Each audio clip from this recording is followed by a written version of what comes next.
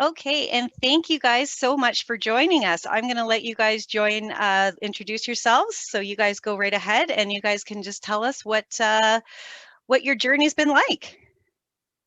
All right, you want to go first, Don? Sure. All right. I'm Dawn McClintock, and welcome to my kitchen. My kitchen was my grandmother's kitchen during World War II, so this is where it evolved, and I've lived here since I was born, so it has a lot of sentimental meaning for me. So Nice. All right. Hi, I'm Susan Burrow-Ham, and I am Donnie's best friend, and we are on this journey together. I'm a plotter and planner. I'm a domestic goddess, and I'm in St. Thomas, but we're hoping to move back this way real soon so that Donnie and I can kind of grow a vision. This all started out of a goal of, doing something true to ourselves. We often get lost in life, so Donnie and I have just been plugging away at fulfilling some dreams. Nice. And this was all planned before COVID too, right? yes, it was. Yeah. So COVID just kind of happened at the same time, and it just kind of really, well, here you go. We're going to push you to your limits. Absolutely. We kind of pushed the fast forward button because we felt, a time of rationing, and when COVID hit, it really made sense to, show people that it was done in the past, and we bumped along quite well during wartime. Yeah. And it's not so hard. And you know what? My family has lost weight since we've been eating more whole foods doing this. Not me. So it has its benefits, Nice. Nice. We just wanted to show people that, we seem to be such an entitled world these days, and we wanted to show people a sense of community and reflections of the past to show that although it's really difficult right now, we can get through it. We can utterly, buckle down. We can work together, find community, and just reach out to our best places. And so it just pushed us forward. Some things that we wanted to do, of course, are put on hold. We had really actually hoped to expand into business. Yeah, so that will come with time.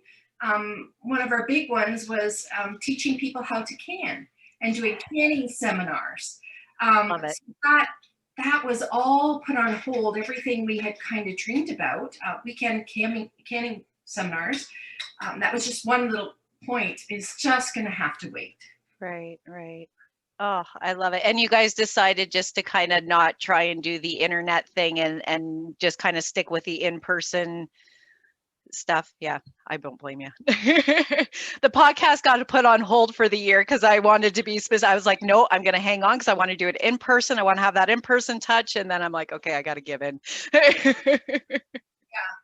And that may happen more with us. I think, we've really, really tried this year. And we've talked about doing perhaps a podcast, but our lives are like everybody's life. You've got to fit it all in, right? Right. So this is where we're most comfortable at the moment. Now, now are you guys already starting to plan for next year kind of thing? I'm assuming you kind of already got everything ready. Now, what have you kind of learned from this year that you won't, or sorry, from last year that you won't maybe do so much this year, you won't focus on, or that you felt you kind of excelled at, or you didn't so much excel at? Well, certainly here we have a Victory Garden, and it's about 100 feet by 100 feet. So it's fairly sizable. Yeah. And we decided we are not planting turnips this year. Damn it. I love the turnips. That was kind of my input. I don't know, but so our garden is changing. Donnie's garden is changing. Donnie does a great deal of the work with the garden. I come out in the spring and I schlep the tools and help her get it planted. I really hope to be more involved in it, and that's why, you know, we're trying to buy a lot in Springfield and move back into Nice. the house so that we can be neighbors and we can do more together. But that was really Donnie's doing. So, you know, we were literally just before we came on air, I was like, okay, so what are we planting in the garden this year? So, you know, we've got our box of seeds out and trying to figure out. And, you know, what didn't work, we've let fall away. For example, we're not going to plant tomatoes from seed this year. No, eh? We are going to go and buy the darn plants. You know, we were really trying to stick true to, you know, a victory garden in terms of really planting from the get-go. And this year we've kind of loosened up a bit, learned our lessons. Well, I think the sunny spot where I have my seeds germinating and growing in the house is also a nice cozy warm spot for my cats to lay. So I've had Oh. many a plant just get absolutely smushed because it's kind of a fruitless venture to grow from seed in here. But we have plans, you know, now that we've kind of into the second year of the pandemic, we realize, you know, we can do a bit more for our page, and I think you're going to see more ration recipes. We're going to take some more risks. We hope to do some more videos. Yes, love the videos. Yeah, we didn't do a lot of that, but we're really hoping now that we've kind of got this groove going, that we can, you know, just do some more. Nice, nice. Now, is there, I have to ask because I've just always been very curious about this, potatoes. Was that easy to do? It was fairly easy. For the effort involved, I would say I'm going to go buy a 5-pound bag of potatoes at the grocery store. I wondered. You know, I wanted to try it to see how it worked out. And Yeah. the yield that I got, they were fairly small. I don't know. So I'm glad I tried it. But because the soil in this area is clay based, we have to container grow anything that's like potato or carrot. They don't do well in clay. So it was fun to try, but I'm still so determined because it just looks incredible to grow them in, you know, pile up tires and grow them, right? Or in bags or laundry baskets. I still want to experiment with these things that you just find incredible, and you're like, oh, I could do that. Right? But you know, the reality of those things are so different than, you know, the dream, the plotting and planning. So yeah, we've learned lessons. Oh my goodness. Now, do you guys have anybody else that that any of your other friends that have kind of jumped on the little bit of the train and you've inspired and kind of, I know Morgan, one of our members, she definitely really popped up the garden this year and stuff too, and she actually introduced me to you guys. So yeah, anybody else that's has or messaged you and said, oh my God, you guys have just totally inspired us? And well, Morgan kind of started a little homesteader women's group on Facebook that I'm part of. Maybe 6 of us. So we share little things that, you know, we've tried and failed, or this is really great, or hey, you guys want to do an exchange? Can we do, like, I made, you know, elderberry jelly and whatever, you want to trade that for some eggs, or, you know, so there's kind of been this really neat little, you know, grassroots group involved in that. We don't really get together because of COVID, but you know, we chime in every now and then on Facebook and just you know, see what's going on with what we got cooking or out in the garden, and that's been kind of fun. And actually, part of me getting into this was when I met Morgan. We both went to a book launch for something called The Farmerettes, which is the land girls version of Canadian women were called farmerettes. Yeah. They did a book launch called peach fuzz and onion skins. The ladies had put a book together, and I met Morgan at this book launch. So it really kind of fed this need for me to say, hey, you know, I live on an acre of land. I build a garden, you know. It kind of turned the key a little bit for me to say, this might be kind of fun to do, you know, learn about the past and how things were done, and yeah, and that's kind of how I hooked up with Morgan, and met these other really cool ladies, you know. So And That's amazing. for me, it's I've done so much cooking and posted online for quite a few years, just on my own, in my own little world. And but the gardening has really inspired my children. We did container gardening with Donnie's help at home. We live in St. Thomas, so we're urban, small urban, but still. So we had our first big garden in our backyard, and my daughter Quinn has just turned into this. She's an extraordinary gardener, and I'm so just so pleased. And Zoe has turned into a real baker, and not because I drag them and make them do stuff, but Yeah. they've set goals during this time, and it's incredible what has come from them as 13-year-olds, you know, that I certainly would never be doing at 13, you know. So it inspired my twins to do gardening and cooking and baking. So that for me as a mom was just wonderful to see. You can't buy that education. You cannot, and you know, just when I think they're missing out because they did online, or you know, in the beginning when things were just, it was such a kerfuffle with, you kind of didn't know what you were doing.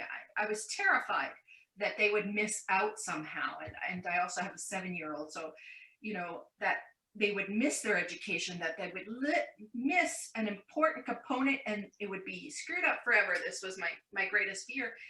And the reality of that is just not true. They learn so much more I bet. working together and doing things. And so I've kind of calmed down a lot about that. So. Oh, goodness gracious. Now, for this year, is there anything you guys are really looking forward to trying? Is there something new that you're excited to try this year? Well, we've planted berry bushes on a large scale, so I'm hoping we might have something from that. I don't know. Those damn birds. I still think more canning and being more visible with our canning. We've done a little bit, but to do more, I think would be really incredible. And I was just saying that we really, Dawn and I present what is, you know, our recipes, and you get the best view, but you don't get the behind the scenes screw ups. You know, I posted, hey, there's going to be marmalade coming. Look at my beautiful pictures of my oranges. Right? And I totally burned the marmalade, right? And I don't ever post it again. So I said, you know what, we need to start posting, because I bet you there's women out there who have done the same thing and have to salvage the marmalade, right? So, and taking some more risks about recipes that do not look appealing, and trying really different ration recipes. And we've been a little hesitant for that. So I think taking more risks. There's some you guys have tried. I was like, wow, good for you guys. We did a little thing last night. Speaking about risks, this is potato fudge. Oh. It's from a 1939 Nova Scotia cookbook.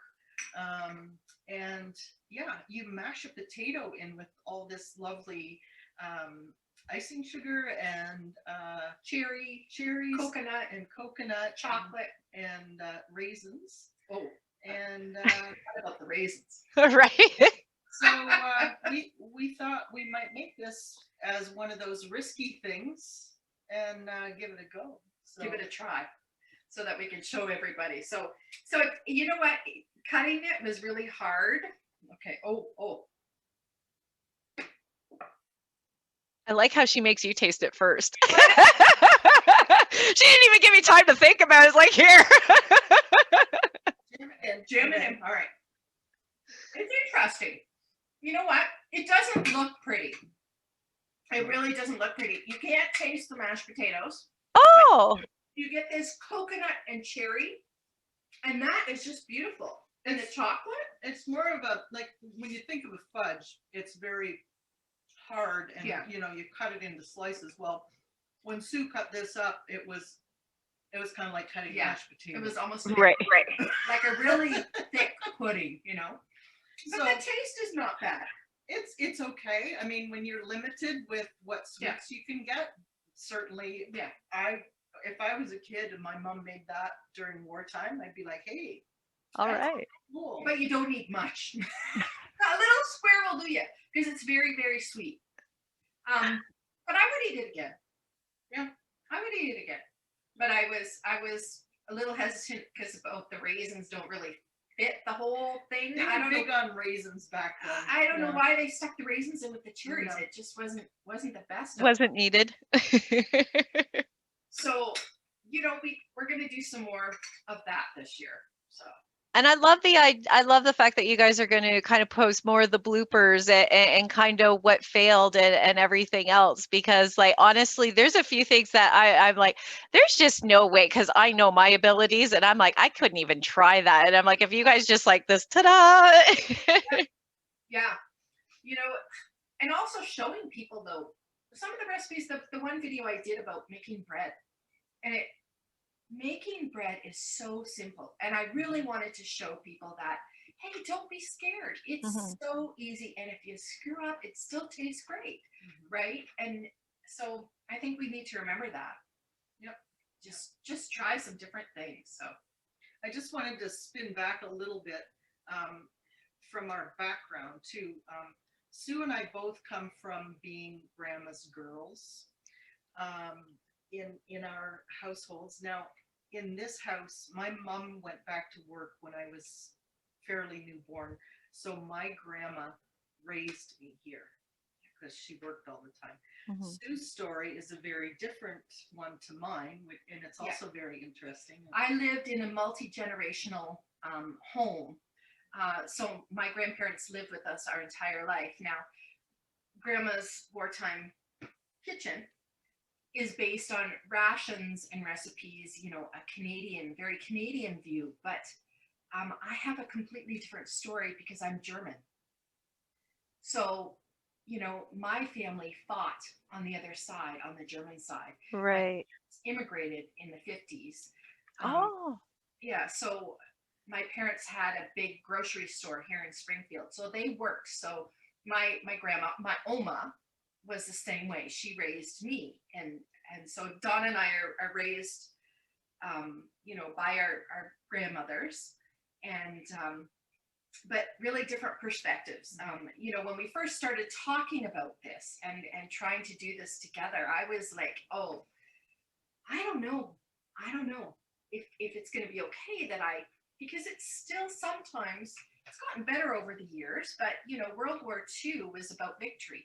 Not about the losers, and you know what damage the Germans did. So there's this whole component for me and perspective that is very different than Dawn's. So and rationing here, was like cornucopia compared to her family. Ours was starvation. Wow, right. That forever changed my family. You know, the wounds run deep. You know, a lot of my family has passed away, but the ones that are remaining, World War II scarred them permanently. So, very different view, but you know, it has become one of happiness and a bit of healing for me.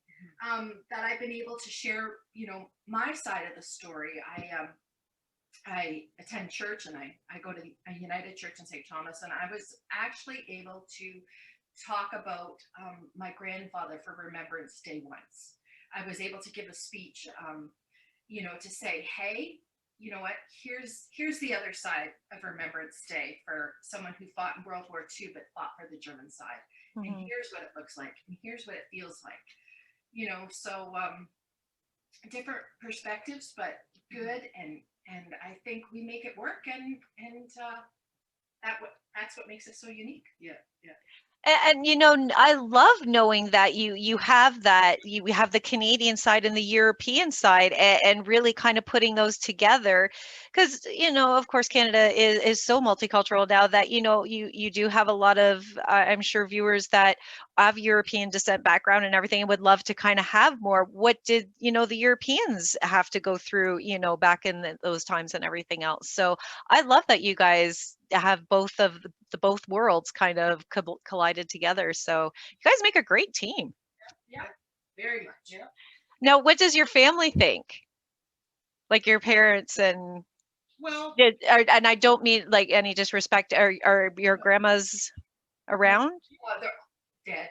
both Oh. of our grandmothers Yeah. have died, but my parents are, they're very supportive of it. I mean, my dad's out there helping as best he can out in the garden with me when he can. I mean, he's 82, so it's limited. Oh. He likes to feel he can help out when he can. Yeah.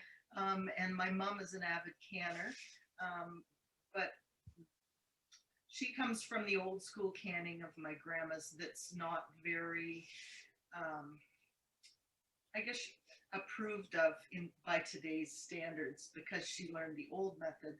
So really the canning stuff is Sue's forte and not mine, because I learned the old way. Right. Yeah, they're very supportive, and mom's very pleased to see me using a lot of grandma's tools that she used here in the kitchen. I make sure I use them all the time, and I don't know, it's a special meaning to me that she's kind of here helping me out with some stuff, spiritually. Absolutely. It's like you're carrying on their legacy kind of thing. And I love that, your dad at 82 is still out there just trying to kind of help out and stuff too. So I love that it's brought the family kind of together, and, We're so grateful for him. 82 going on 22. My family, my mom knows probably of it, but I don't talk a lot about it. My immediate family, my husband and my kids, are massively supportive. They think I'm a wee bit insane, but they see how happy I am and how much joy it brings me. My husband, we drag in on some of our adventures, and he's the calmest, sweetest, nicest guy. So he just kind of, for example, we're thinking about doing a sideline antique business. So Donnie and I have done a lot of adventures this summer with antiques. Auctions. And we did something this summer that just kind of knocked our socks off. We bid on a what was it? Storage unit. Like Storage Wars. Oh, Jesus. And we got the best freaking locker. Like, both of our interests. I have a fascination. I have a big collection of Pyrex. And we hit the mother load. We hit the mother load. And not only did we hit the mother load, we hit a cheap mother load. Somehow there was a mistake on the auction where it ended at 8 p.m., but it showed a clock that it was still going till 8:30, but it stopped at 8 o'clock. So all those people who were expecting to get their bids in at the last moment, like at 8:25, didn't get it. We got it. Huh? And we had to go up to Grand Bend to get it. And I just kind of said to my husband, honey, we bought some dishes, and we need your trailer. And he's like, what? Okay, yeah, dishes trailer.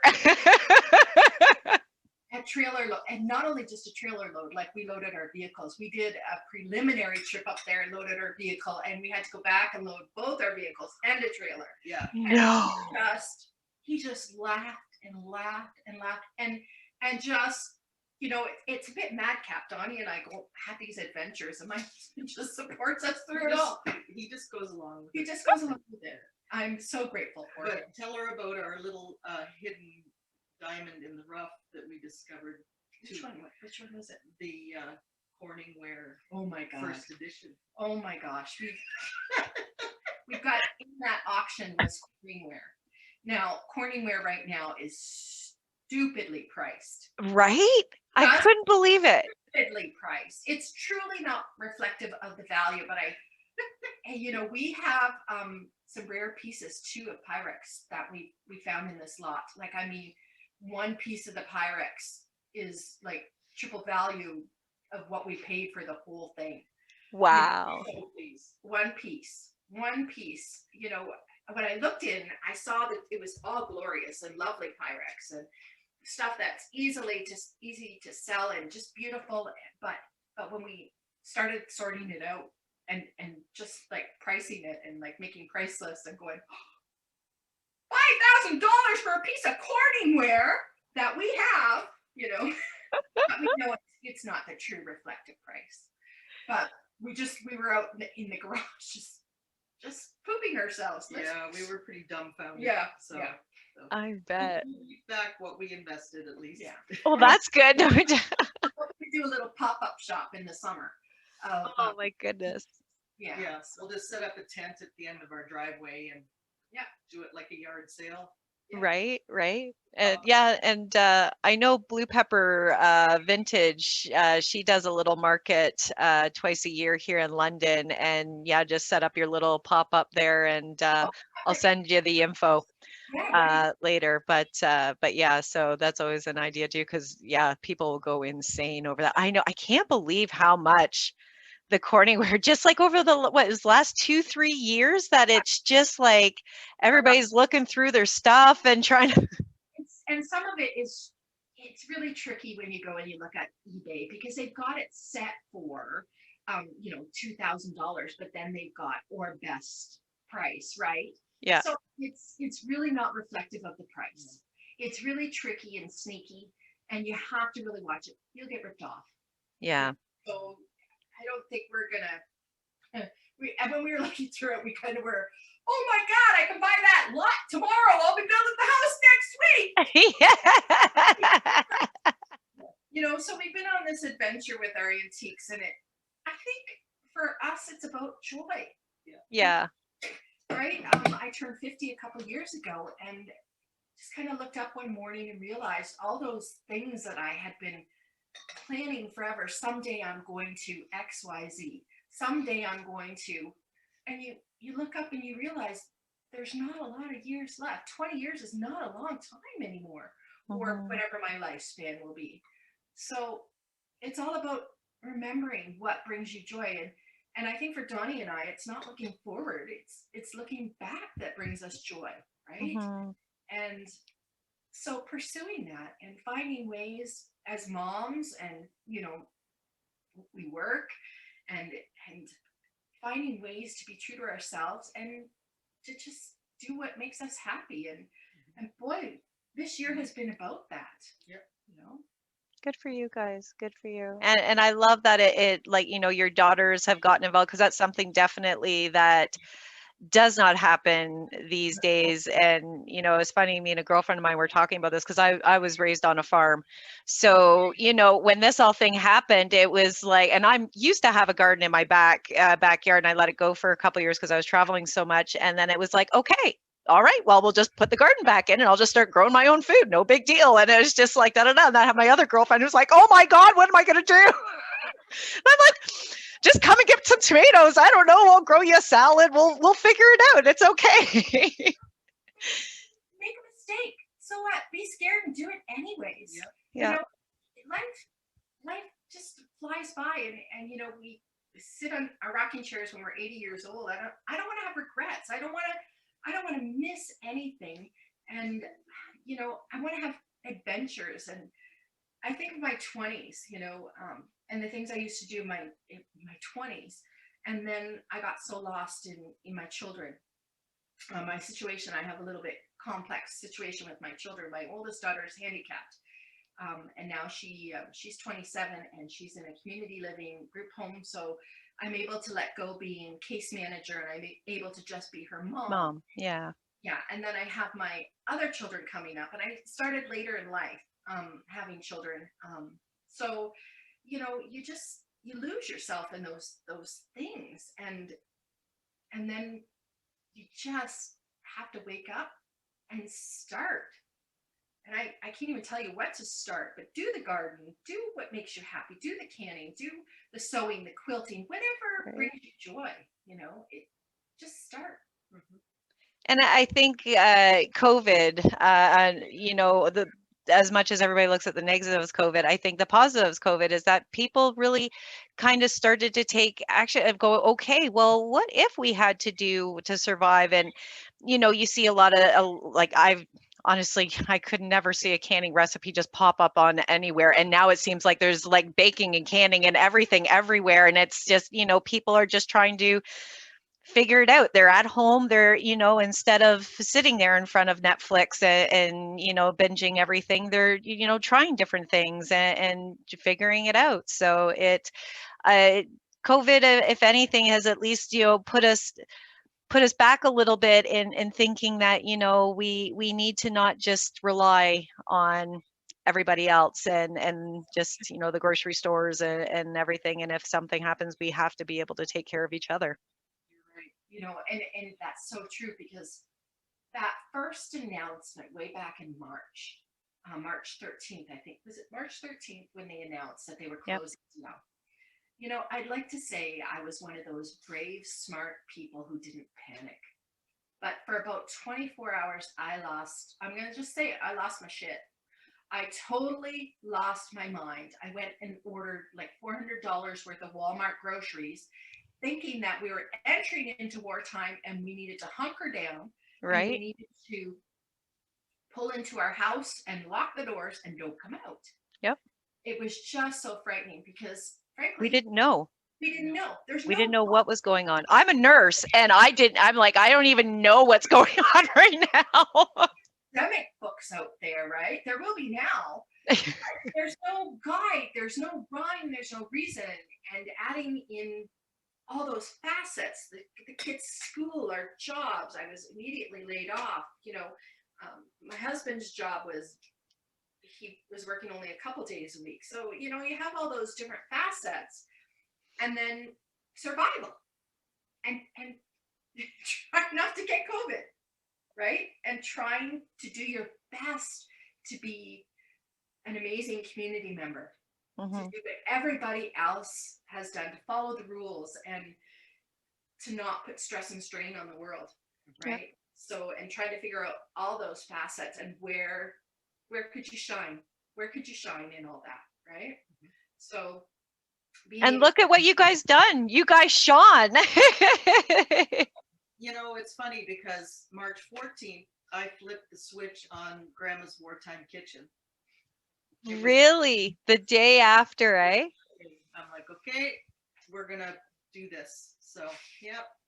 Good for you guys. Oh my gosh. Well, I'm super excited to see what this year brings. And, I'm fingers crossed that the future summer will bring and fall will bring maybe some canning in person lessons, because I will be first in line. And honestly, I just want to meet you guys. My God, seriously, you guys are just seriously so inspiring, and I wish you guys all the best. And I really hope that everything goes through well this year. And for everybody listening, I'll attach on the YouTube channel on the description their links to their Facebook page and everything else. And you guys need to follow. You guys are so amazing. I thank you guys so much for joining us. I really appreciate it. And we will chat with you guys soon. Okay. Take care. Thanks so much, Nikki. Take care.